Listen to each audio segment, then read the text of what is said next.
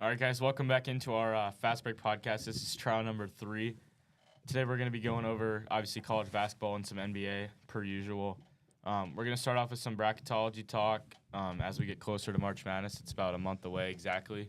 Probably starting today. It's Thursday from a month from now, probably starting. Upsets the week. We got some talk. There's some interesting things going on with the two Kansas teams, Kansas State and Kansas, so we'll touch on that. Huge ranked matchup tomorrow night in Ann Arbor, Michigan, against Michigan and Michigan State. And then we'll go over our players of the week, and then we'll recap the NBA All-Star Weekend. So, Harry, do you want to lead us off with some bracketology talk? Yeah, so, not much has changed from over the past couple of weeks. Florida, new addition into the number 1 seeds in March Madness. You have Auburn, Florida, Alabama, and Duke. Not much different from what we've been seeing all season.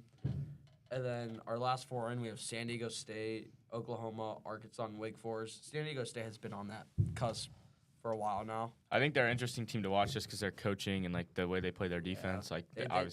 They've been on the bubble for a while now. They've beat Creighton the last 2 years, knocked them out. So, another interesting thing to watch as people from Nebraska is there's a chance that Creighton and Nebraska could play each other in the first round. Yeah. Creighton's projected as an 8 seed right now, and Nebraska's a 9 seed. So that could be crazy. I don't think they would do that though. They try to steer away from rematches as much as possible. So Nebraska's still searching for their first tournament win ever in program history. So that would be crazy to play Creighton first round, and they'll stay searching after this year. And then next 4 out, you have Indiana, Xavier, K-State, UC Irvine. K-State. Hot team right now. They've been doing great. A 6-game win streak after starting 7-11. Yeah. They really had no chance. Like if you talked about them a month ago, they're not even making the NIT. No. Now you're talking about them a month later. They are searching to find a backdoor into the tournament, maybe like an 11 seed playing game, but anything to get them in. Like their last 6 games, they've beat number 23 West Virginia, number 16 Kansas, number 13 Arizona, and also Oklahoma State. And then they go on the road to Hilton Coliseum against number 3 Iowa State and beat them. They're down big at half, come out second half, and end up winning by 19 in that one. And they also beat Arizona State at home. And then they got some huge games coming up, 2 big road games against teams that they probably should be in BYU and Utah. Speaking of BYU, they beat K-State's rivals in Kansas by 35. Yeah. That was crazy. Kansas, I think, was favored 8.5 spread, and they just come in and just get killed. It's if you're Kansas, you were the number 1 ranked team preseason and for the first 4 weeks. 4 weeks in college basketball, and then they're probably gonna be unranked after this week. So. Another crazy thing in that, obviously BYU's star player, Richie Sanders, dropped 22. But BYU did not give up a lead the whole game. They led the whole game, out-rebounded. They had 43 rebounds as a team. And their coach played every single player on their active roster at least 2 minutes in the game. That's insane to be able to get everyone in. And, I don't know. Kansas, they're struggling. I think that their losses against Creighton and Mizzou especially kind of started kick off. Yeah, and there's some chaos there.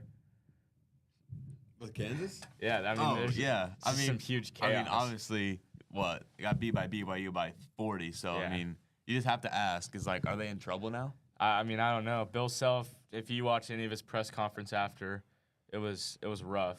I think they're an experienced team, though. I see their ceiling in March Madness being an Elite 8. I don't know about that. They've been struggling. They're just so experienced.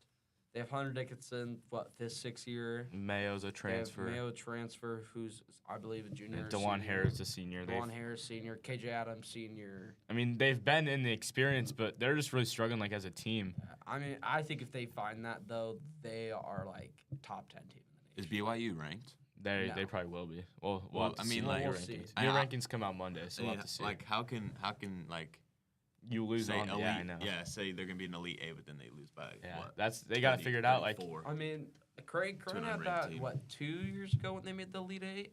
Yeah. Really? Yeah. So You've I don't seen know. you've It's seen. just I guess you teams got the struggle. Cinderella stories. ups and March downs of a Madness, yeah. 5-month season. I mean, it's just UConn crazy. last year lost Yeah. by what, like Oh. 23 at Creighton, Yeah. and then they just proceeded to win the And national like championship. another thing, there in the last 4 years, there hasn't been a single top 4 seed that's won the national championship. Yeah. It's been a 5 seed back-to-back years. Really? So, I mean, being on that 5 line doesn't seem too bad right now. Other That's than, how it I was mean, with other than NC State UConn, of last course, year. but like, Yeah. other than UConn last year. Yeah, Well, yeah. But I mean, there was no one stopping them. Yeah. So The only team that could have stopped them was probably Purdue, and And they Zach proved, and Edey, yeah. then they proved they can't even. So I mean, but it's really bad. Like you go post game with Bill Self, and he has to come out after the game and say like, I expected this road trip to be like a team bonding experience, and he said everyone just sat in their hotel, completely isolated and separate. Like that's not a good look for a team. Like you still got a good month and a half left if you want to make a run for the tournament. Yeah. So they got some things to figure out, and then huge Big Ten matchup tomorrow night in Ann Arbor, Michigan. You got number 12 Michigan, who may be back, versus Tom Izzo's number 14 ranked Michigan State Spartans in the battle for the Paul Bunyan Trophy, which is like kind of worshipped up in Michigan. Is it in Ann Arbor or is it in? I'm pretty sure Detroit, it's in Ann Arbor. I looked. That, That's a big advantage that'll be a because big yeah. game. And then like go ahead. Well, I don't know. You already touched on Yeah. it, but like obviously you were talking about Michigan. Is like just Michigan back or what? I don't know. I think tomorrow night, if they somehow find a way to win tomorrow night, I'm sure Yeah. Izzo will have his scouting report and everything. Yeah. But I think if they win tomorrow night, they can say that they're back. I really do. Think about it. Michigan wins. They'll probably be a top 10 team. They're already on top of the Big Ten. Yeah. You could even say them and Purdue are the two favorites now. Yeah. And going into the season, Yeah. I don't know if that would have been the got- case. Yeah, you got Michigan's 7-foot point forwards. I Yeah. mean, Danny Wolf 7 foot, just bringing the ball down the court. I mean, Yeah. And then we should probably go into some of our players of the week. So my player of the week is Derek Queen. He's a freshman at Maryland. And this is kind of a side note, but coming from Montverde Academy last year, you had Cooper Flagg, not arguably, the number one player in the country. The best Player in the country. Whoa. I would say he's the best player in the country. You have Cooper Flagg, who's at Duke, obviously.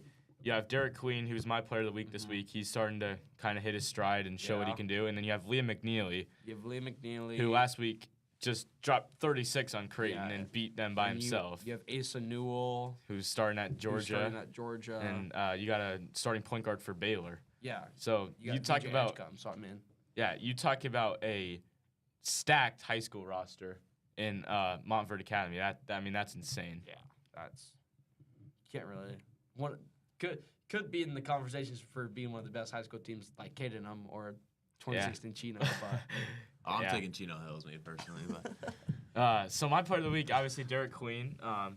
This past week, he was averaging 26 and a half and 13 rebounds per game. And he led Maryland to key wins at Nebraska, which is kind of disappointing because it was Nebraska's biggest game of the season. They had packed the arena so far, yeah. and just could not get it done. And then they play at home against a sick Rutgers team. Say what you want to say, but they still destroyed Rutgers.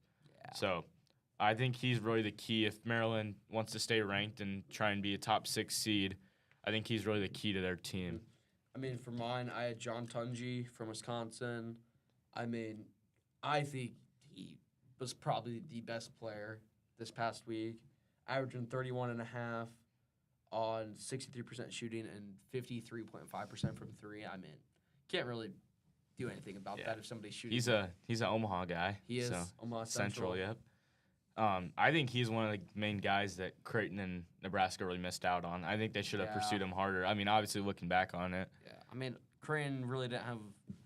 They thought, bringing in Fedor, They had Ashworth, they had Kalk, they had Jason Green. Who, Shireman, when he was being recruited, yeah. You had Jason Green, who was like he last year it was his time to get in the starting lineup this year. So. And then Jace, another Omaha guy, another Omaha. Millard North grad. You can go into that. Hunter Salas. We got 18 and a half points on the year, averaging 18 and a half, 5 rebounds, 3 assists, and shooting 47 from the field goal. Last game against SMU, 20 points, 9 rebounds, and 6 assists. I think So- he's really, like you talk about Wake Forest being right on the bubble, last 4 in, they're 4 teams out. So, like, if they can figure out how to work around Salas, because obviously he's their best player Yeah, by yeah, far. 100%. yeah. So- I thought Nebraska was going to get him last year. I did too. I thought he'd be in the portal. But Yeah. if Wake Forest can truly figure out how to set up an offense and work around Salas, like, I think they could be a scary team in March, Oh, yeah, just with their 100%, yeah. athleticism and like their shooting, and so I mean, and then they're 4-1 in their last 5, Yeah. losing to FSU. I mean, Yeah. can't to be honest, that FSU And by game 2, should they have been lost a by win. 2. That you need to win these either close games or these games that you lose, you play not good teams. Considering the ACC is not that strong. other this than year. Duke, they're terrible. Yeah. And honestly, the theme of this podcast so far has been how good the SEC has been. Yeah. They have I mean- once again this week. They have 13 of their 16 to 18 teams Yeah. in March Madness, which In is March just insane. Madness. And they have 6 of the top 7 AP ranked teams. That's just insane. you can't beat that, to be honest with No. you. And the Big Ten trails them with 10. The Big Ten's interesting And then, because going back on the SEC, first 4 out, one of the teams is Georgia, so they should have. Yeah. They could have 14 out of their 18 teams that's in insane. the tournament. and you look at obviously I watched the Arkansas Auburn game last night. Arkansas is right on the bubble too, so that could be 15, and Arkansas has a 4-9 record in conference and could still make March Madness, which is Yeah. insane because all the teams other than Auburn, all the other SEC teams are just beating each other, so they all have 500 records, and Yeah. then Auburn's 11-1 at the top, and it's just no one can stop them. I mean, and then keeping on the topic of bracketology, the Big West with UC Irvine and San Diego. I mean, yeah, that should be a 2-bid conference. These teams, I believe, they both University of San Diego has 2 losses on the season, and UC Irvine has 3. so And, they should be mean, an automatic UC Irvine, qualifier. UC Irvine is on the next 4 out, so And then they could very well be a 2-bid conference. another interesting conference to watch, the A10. Oh yeah. Obviously, I'm a SLU fan. They're in the Mhm. A10. They've been struggling, but you have George Mason, who is I think they're 19-5. They're right at the 12 seed right now, so they're in technically. And then Dayton and VCU trail them, and then SLU. But if obviously since they're a minor conference, you get the automatic bid from automatic qualifiers. So if SLU can figure it out, they can maybe sneak their way in. VCU and Dayton are right on the bubble, and that's an interesting. It's interesting because usually that conference only gets 1 team in per year. Mhm. So if they could somehow end up with 4 in, that'd be crazy. I mean, and then you also speak of smaller schools. I mean, a smaller school. I mean, this guy has been on the NBA scene for a while, but a smaller school in Davidson having the All-Star Game MVP and Steph Yeah. Curry. I mean, Pulls up from half court. Always.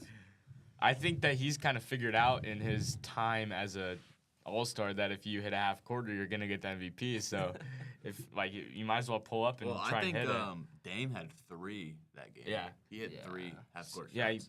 Steph pulls up half quarter, drills it, just goes on, plays 3 pickup games to 40 with the way it was formatted this year.